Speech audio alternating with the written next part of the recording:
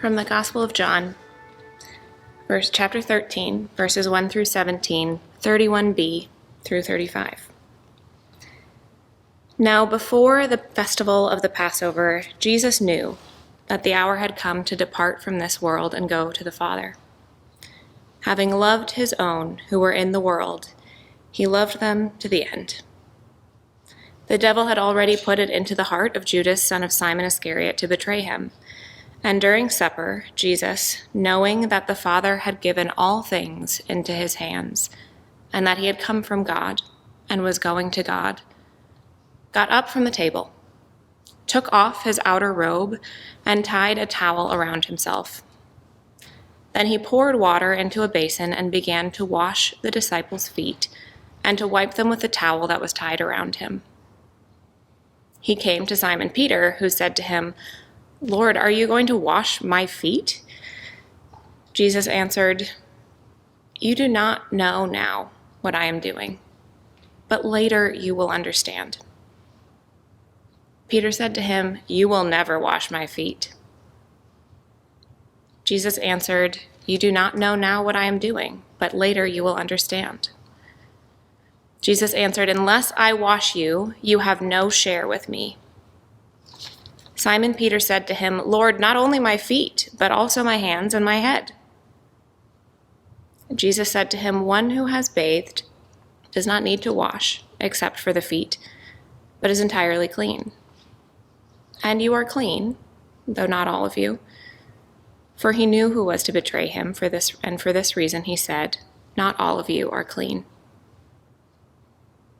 After he had washed their feet and had put on his robe and had returned to the table, he said to them, "Do you know what I have done to you? You call me teacher and Lord, and you are right, for that is what I am. So if I, your Lord and teacher, have washed your feet, you also ought to wash one another's feet. For I have set you an example, that you should do as I have done to you. Very truly I tell you, servants are not greater than their master, nor are messengers greater than the one who sent them. If you know these things, you are blessed if you do them."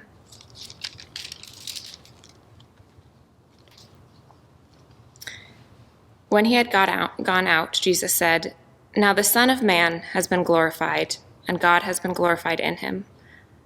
If God has been glorified in him, God will also glorify him in himself, and will glorify him at once.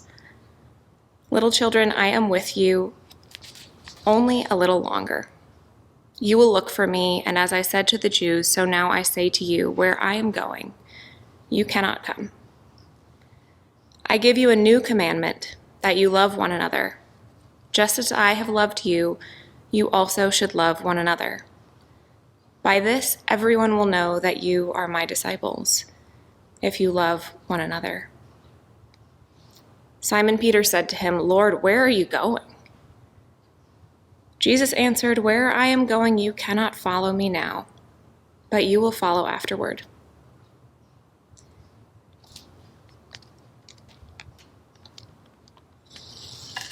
That brings us to the end. I read an extra verse, but I think that's okay. The numbers are small. I will be honest with you, I have never really liked the foot washing story. I share this with Bailey, who you'll hear from tomorrow. It has always felt a little intense and also kind of gross.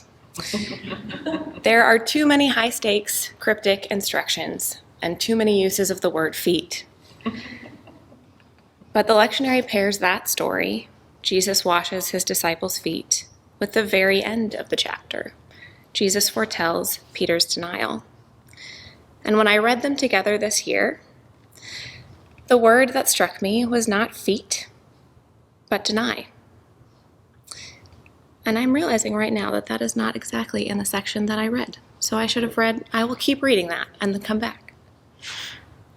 Simon Peter said to him, "Lord, where are you going?" And Jesus answered, "Where I am going, you cannot follow me now, but you will follow afterward." And Jesus said to him, "Lord, why can I not follow you now? I will lay down my life for you." Jesus answered, "Will you lay down your life for me?" Very truly I tell you, before the cock crows, you will have denied me 3 times. So, we're going to talk about the word deny. This is also a very cryptic thing for Jesus to say. We who have read ahead know that Jesus' foretelling comes true. Later that same night, Peter will protest that he has nothing to do with the alleged criminal they're going to execute. Don't look at me. I've never met the guy. But here in this chapter, in the foot washing story that I don't like so much, we have a different story of denial.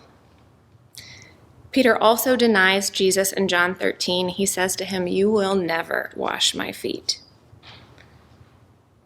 Why he says this, I don't know. All the other disciples seem to be on board with the whole thing. We don't hear anything about their reactions at all. The passage says this exchange happens when he gets to Simon Peter, as if Jesus was going around the circle. Everyone was fine. And Peter interrupted to say, "Not me, Jesus. I know you washed all these other guys, and they let you, but I won't. This is ridiculous. You're doing a servant's job, and how am I the only one who gets it?"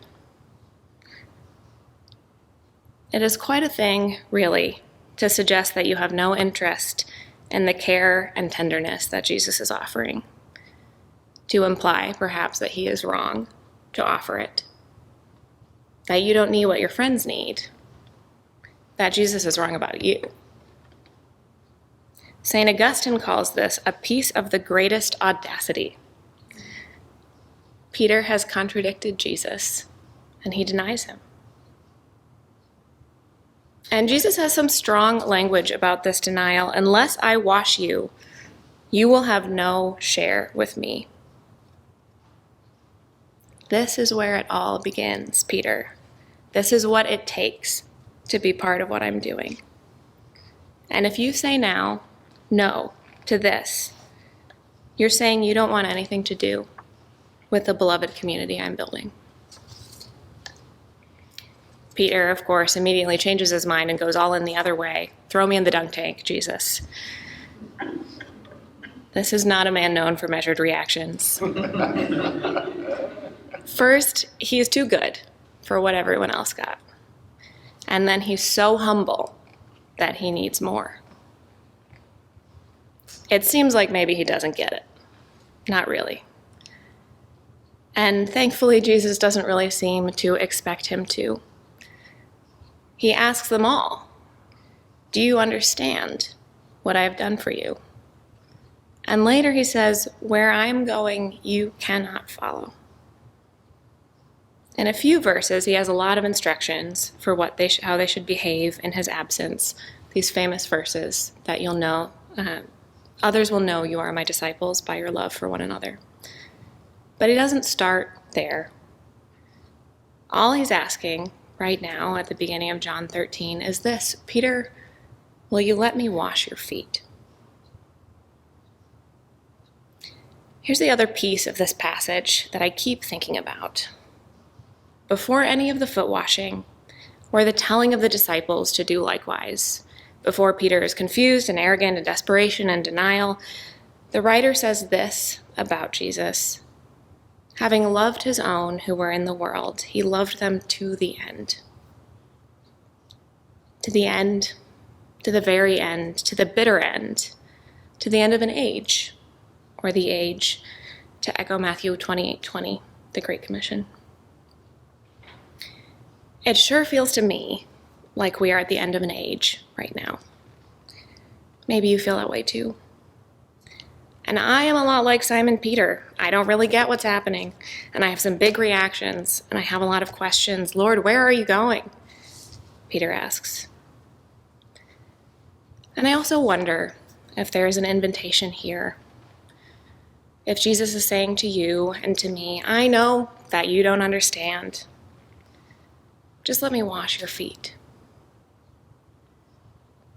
As Pastor Kristen said to the kids on Sunday, there is nowhere you can go that the love of God will not find you. May we learn to say yes, whenever and wherever it does, right to the end.